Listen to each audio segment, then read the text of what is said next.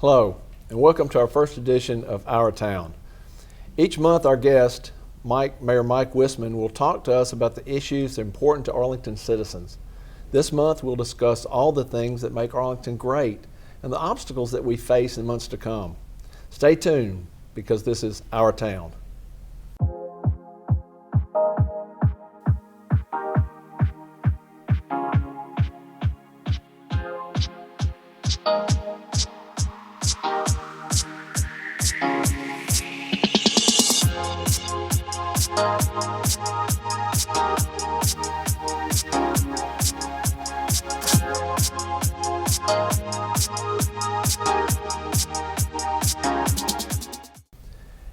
Mayor, it's really good to have you here, our first edition of Our Town. Yeah, it's great to be here. The studio's great. I know we're both kind of nervous doing our first pilot show, but I appreciate you doing this, and hopefully we can get some information Yes, out. we are. I'm looking forward to the months to come in this. What do you feel are some of the most important aspects about Arlington? Well, I mean, we are that young community that's outside a major metropolitan area that everybody wants the small town feel, but still wants big city life close by. So as we have a great school system, we're a safe community, we have great parks, we have a historic Depot Square, and so our geographic location, again, outside a major metro area, just makes us a desirable place to be. So we are one of the youngest communities in the state at the average age of about 33, and with a high median income, and so we're a desirable place. And so with that comes good and bad, people wanting to be here, people wanting things, needing things. So what we do is as a town, we just try to focus on the infrastructure, some parks, schools, public safety, and let the rest take care of itself. So it's great to have a community that's so embracing of what we have to offer, and I think that's what puts us on the map.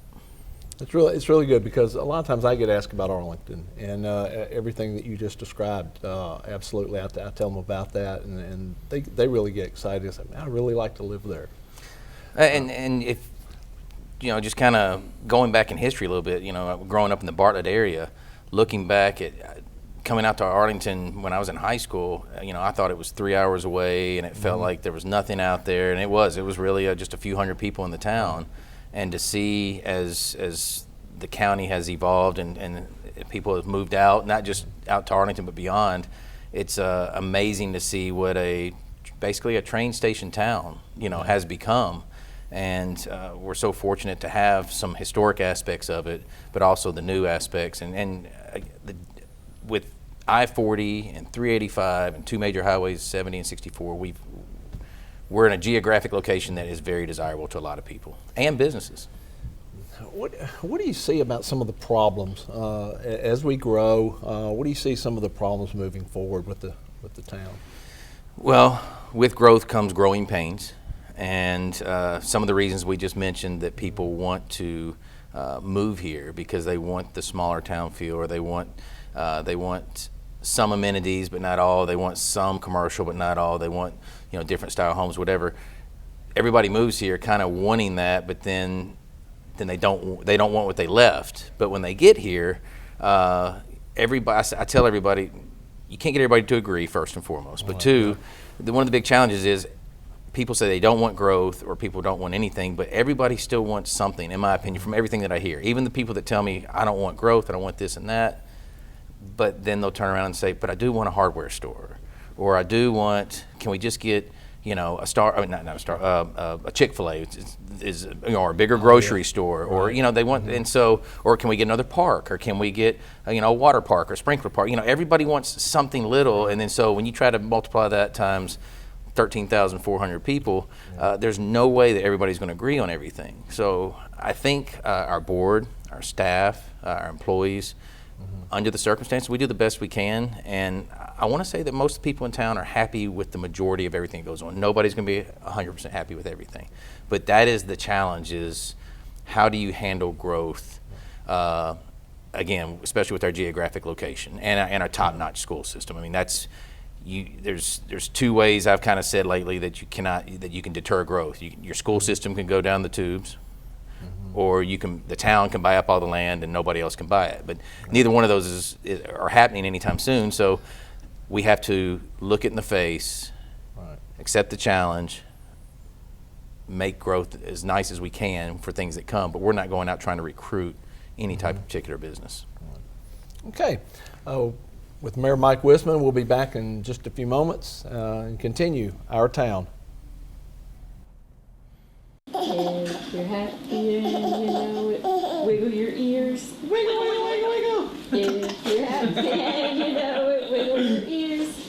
Wiggle, wiggle, wiggle, wiggle, wiggle. If you're happy and you know it and you really want to show it, if you're happy and you know it, wiggle your ears. Wiggle, wiggle, wiggle, wiggle. That one always You like makes that me one? wiggle and giggle. Wiggle, wiggle, wiggle. We're back with Our Town. We're here with Mayor Mike Wissman, and we're talking about Arlington. And we're going to talk a little bit right now about public safety for Arlington. How important is public safety? Well, that's why when they asked me to do this show today, and they said, we need somebody to interview you. I said, well, who better than a fire chief to interview me, because that has been one of our hot topics lately is public safety. When I say lately, basically my whole term in office, and you know this, you've been in Arlington longer than I have. But public safety, when we talk about public safety, we talk about it in different aspects. I mean, one, we talk about fire, you're here, and the other is Sheriff's Department. So I'll address Sheriff's Department first. With the growing town, we were talking about challenges of the community. Right. Every time we grow, a lot of people say, we need our own police department. We need our own police department. Well, for those who don't know, the Sheriff's Department headquarters is here in Arlington. And so at any given point, there are dozens and dozens of undercover, SWAT, uniformed officer personnel in Arlington all over the place. And so many of them live in this community. So they take pride that this is their community. So from a police department standpoint, when I try to talk to people, and I even thought that at one time, I was like, you know, a police department would be nice. It's nice, but until you really get in with the Sheriff's Department and talk with them and see all the different services they offer and all the different departments they have, I mean, there is no way a town our size can compete with a sheriff's or our own local police department. You know, when you look at communities like Bartlett, Germantown, Collierville that are 3 to 4 times our size, they do it. But what you see in towns our size on the police side is usually a lot of smaller towns that just write a lot of tickets, and you know, you have the whole, I hate to say, the Mayberry thing that everybody thinks of. Right. You can't just hire one officer. No, and they don't realize you have to have 24/7 officers around the clock, usually numerous of them. You have to have dispatch. You have to have usually jail, courts, you know, other things like that. So it's draining on a town's resources, and the only way to offset that drain is usually to have really strict enforcement, and not just necessarily on, you know, an issue that's going on. I'm talking traffic enforcement. So when you start writing a bunch of traffic tickets to people in your town every day for, I grew up in Bartlett, and the joke was when I was young, I remember they even said on the radio, don't drive through Bartlett and throw a cigarette butt out the window, you're going to get arrested. And that's the way we felt as kids. I mean, you feel safe, but I feel, knowing what I know with the Sheriff's Department issue, that we are in the best position we could be with the availability of the Sheriff's Department to provide the services they are right here in Arlington. So, and you know, and I think one thing that a lot of people don't recognize public safety until they need it, and then they realize the importance of it, and they realize the quality of it, and other than that, until they need it, they really don't have an idea that how well and how good our public safety is. I know, and so that'll take us over to fire, because with you being the fire chief, and please interject with me at any point on this, because I mean, and for those who don't know, I'm a Memphis firefighter, but so we have something in common on that. Yes, we do. But this town has been gone from a volunteer fire department to a one-man, one-station fire department, and has over the years has slowly grown into personnel to 2-3-man companies and then to 4-man companies, and so right now. We have 5 per shift? Yeah, 5 per shift. 4-man companies. That's correct. And but what people don't realize that we have mutual aid agreements with with county and neighboring communities, but we are a one-station town still, and the same one-station town we were back when there were 500 people in town, right. And now we're 13,400 according to our last census. So, although we have improved our staffing, and although we've improved our equipment, our training. We're still kind of behind. And so I'd like to kind of get your history on that a little bit, because when we get to the next part here in a minute, we'll talk about the expansion of the fire station. Of the fire department. And I was going to go ahead and mention that. Okay, right go at the ahead. beginning, 'cause I was very excited. The mayor and board supported us and approved for the second fire station to be built. Ever since I've been here for 14 years, the talk has been that we're going to have a second station in a couple of years, and it's really absolutely exciting to see that come to fruition. We've relied on Shelby County, and now we can, as we grow, as the town grows, we're excited now that we're becoming self-supporting in a lot of ways. We have young men that are very well trained. I like to say they're specialists. We have personnel trained in multiple disciplines, such as vehicle extrication. In fact, we just finished 6 days of advanced vehicle extrication training. In fact, probably saw the cars there at the corner of Douglas and Airline. Probably got a few calls. We got a few calls asking if we were opening the junkyard up. But yes, that was because I think we cut up a total of like 16 cars, and we put those cars in situations that, because we have a section of interstate that is absolutely, the crashes that occur on that section of interstate sometimes are just horrendous. And we have guys that can go out there and take care of, extricate those people, get them to the hospital in a very timely manner, and saves many lives. And they're also trained in disciplines such as rope rescue, swift water rescue, structural collapse. And especially, structural collapse, we don't think about that happening very often, but we're very prone to tornadoes in this area, and structural collapse does become a very important issue. So we have some very well-trained, qualified personnel who are excited to do what they do and are willing to go out there and give whatever it takes to help the citizens of Arlington. Well, and so in that note, when we talk about some of the challenges earlier about growth or challenges of this, I mentioned that there was I-40, and we know that 385 or the Interstate 269 have come through. Have we seen an increase in accidents along the major corridor through here? As the population increases and just the general population in our area increases, we've seen an uprise in crashes that occur on I-40 and 385. 385 is becoming a more popular simply because of traffic and, less traffic, and the connector between us and becoming 269. And so a lot more traffic is on 385 than there used to be. And so that's kind of what I wanted to address during this segment is being a one-station town with one piece of equipment in service. When we do have somebody tied up on the interstate, our fire equipment, even though we do have a mutual aid agreement with the county, still they could be tied up on another accident. So sometimes we don't have response for 15 to 20 minutes away, and there's areas of Arlington that are left unmanned or uncovered, I hate to say. Absolutely. And a few years back, we also went and took the fire department a step farther and went to be ALS capable with paramedics. Which is huge, especially if it's your family member or your friend that is having a heart attack or stroke or something along that line. I've had to use it, honestly, twice for my own family in emergency situations, and you don't realize, even me being in the emergency field, you don't realize how appreciative you are until you make that call and you have somebody coming to help you. Yes, it means a lot.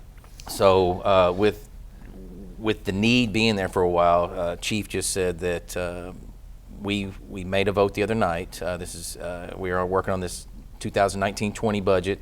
It's been a long time coming, but we just had a unanimous vote to approve the budget, which does include a second fire company, and we have the money set aside for a second fire station.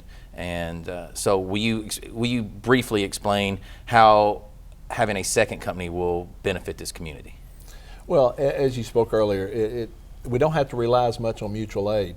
So when we have one company out, we have that second company available. And one instance that proved that two companies, how valuable it is just within this last year, we had, in fact, not this past Arlington in April, but Arlington in April a year ago, we had a very bad accident on Interstate 40. I remember that. And we had put Snorkel 71, which is our backup engine, in service for Arlington in April. When the call came in And just from the nature of the call, we realized it was a very serious incident. It happened at I-40 right at the airline. And we dispatched Snorkel 71, pulled them off of Arlington and April, and had them respond with the initial engine company. When we arrived on the scene, we actually had several things going on. We had a hazmat incident, we had a fire in a vehicle, and we had an extrication that was required of a vehicle, of the parties in one vehicle that was involved with the fire. So one company was able to address the fire situation, keep it off of the other personnel while they actually extricated the patients out of their vehicles.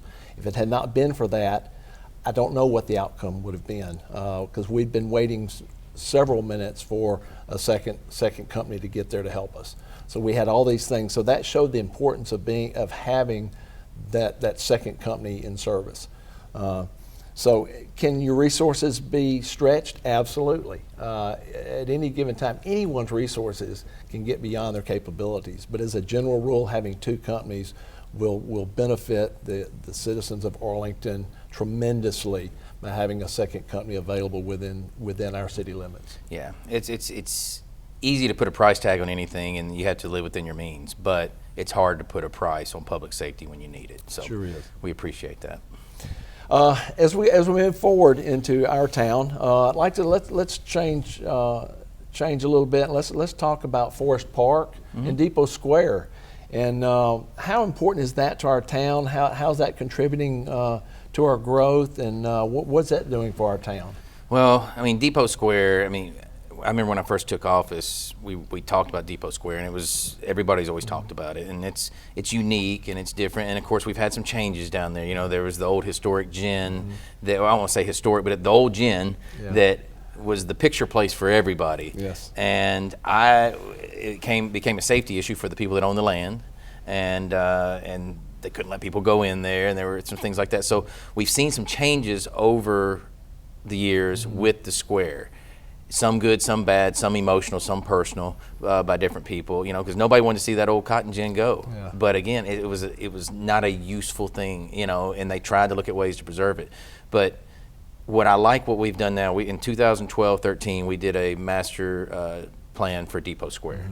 And basically what that did was that took public input, months and months, and quite a bit of money, I think, just from the town, just to hire a firm to design it, to guide the community and listen to the community through listening tours and public meetings to see what everybody wanted. And the majority of it, in summary, was, you know, you want to see it preserved, you want to see it look and feel as much as what it does now, but how do we improve it? And so when you're landlocked on something, how do you improve it? And as we've seen just here recently, on the actual square side, we actually had a fire on one of our restaurants down there that's closed down 2 years ago because of a fire, but they are building back bigger and better than ever. It's a beautiful building. Yes, beautiful building. It's a beautiful building. And in front of them, another building is being built down there. And we just, next to S.Y. Wilson's, since S.Y. Wilson's went from being the antique store that it was, has become outdoor clothing store. And it's beautiful. And then now the owners, the Winsteads and the Moultries, have gone and bought the land next to them where the gin was and built a new building that is hopefully going to open up more retail and office or restaurant for the square. So the goal is to make it a desirable destination where you can go down there and eat, shop, play, even work for some of the offices down there. We're doing our part on and there's actually another 2 buildings that are in the works for approval. So keeping with the feel of the square, but the improvement of it is going to make it a place where people just come down there and just go, wow.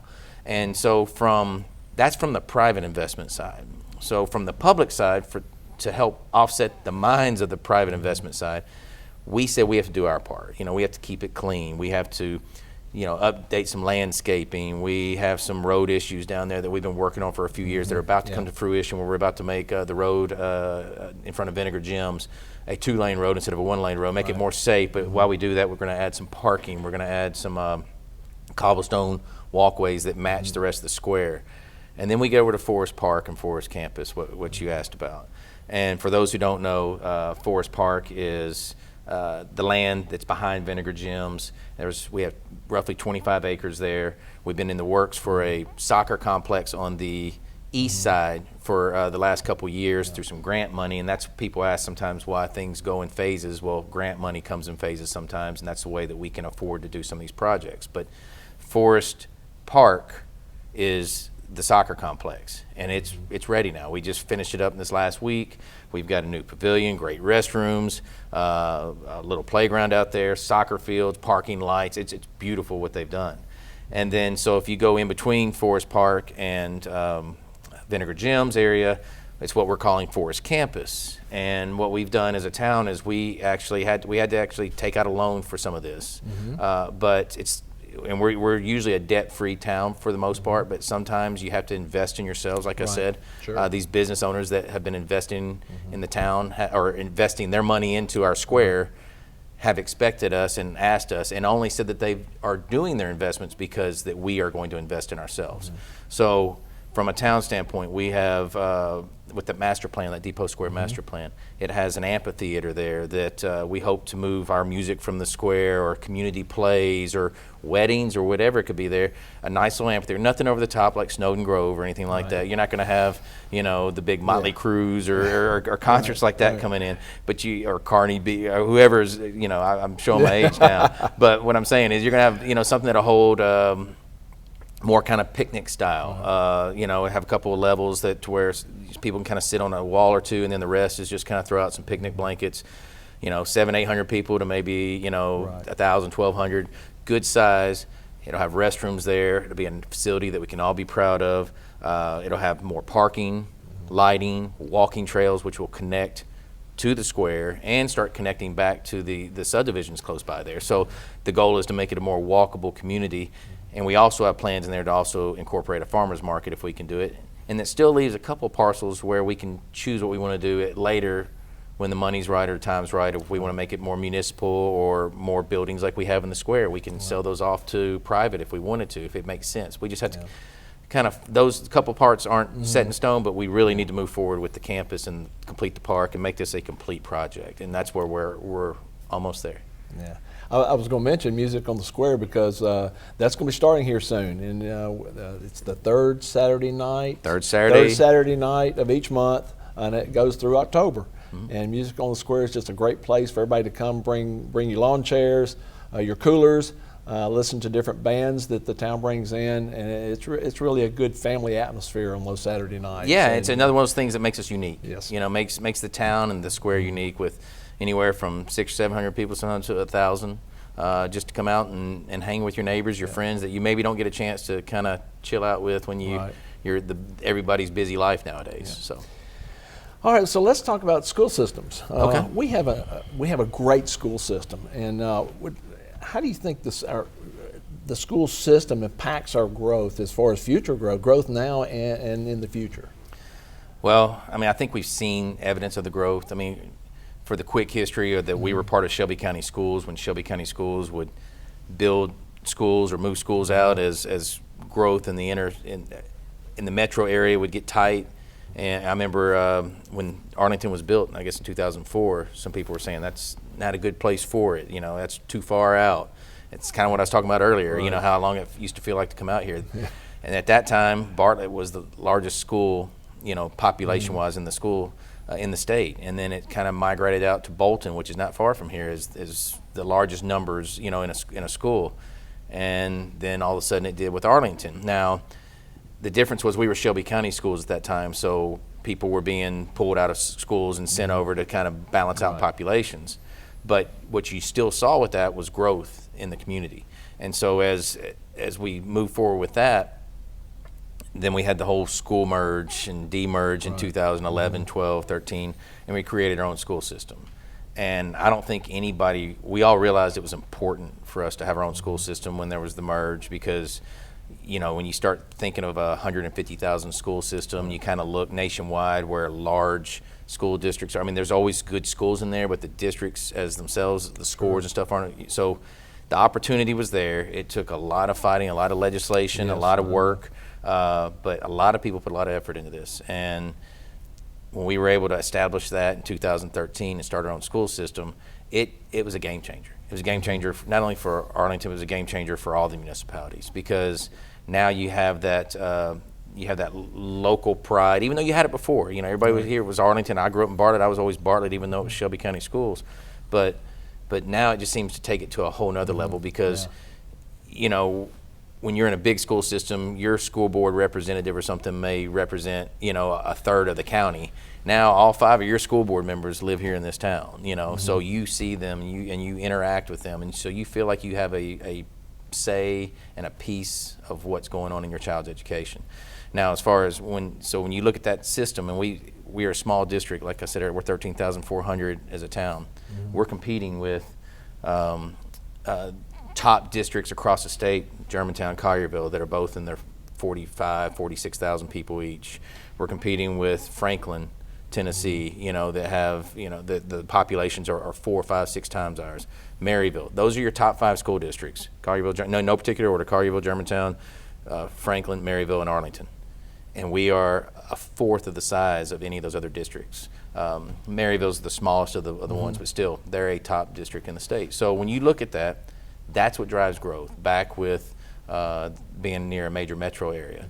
But we were here on a listening tour just a couple days ago. We did something here in the studio, and seeing the programs that are in this school system. As a student in the school, you may be aware of a few things, but when you come in as a parent or a community member and you see welding classes or TV station classes, or you see STEM and coding and all these other aspects that are, it's not just your reading, writing, and arithmetic, you know, and that's where school systems have kind of gotten away from for a while. They've just gone to the basics, saying everybody had to go to college. Now we're getting back to trying to grow workforce development, grow technical skills, and offer kids different paths, sometimes straight out of high school. So with all that, that is a driving force for our community. It is the number one asset that we have. When I say that, well, we have 2 major assets. You have sewer, which people never realize how important your sewer is until your sewer goes out. That's true. But your other is your school system. And when I say that is because infrastructure is just as important as the schools and just as important as public safety.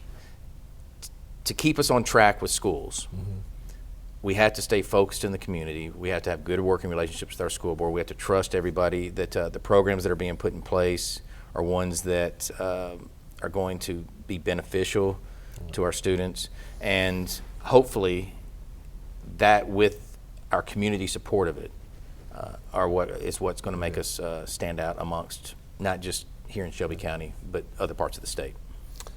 Well, I think that's pretty much our time is up for the first segment of Our Town. I hope everyone enjoyed it. We look forward to more of these in the future, and appreciate you being here. Thank you. Thank you for doing this too, because I know it's nerve-wracking. Thank you.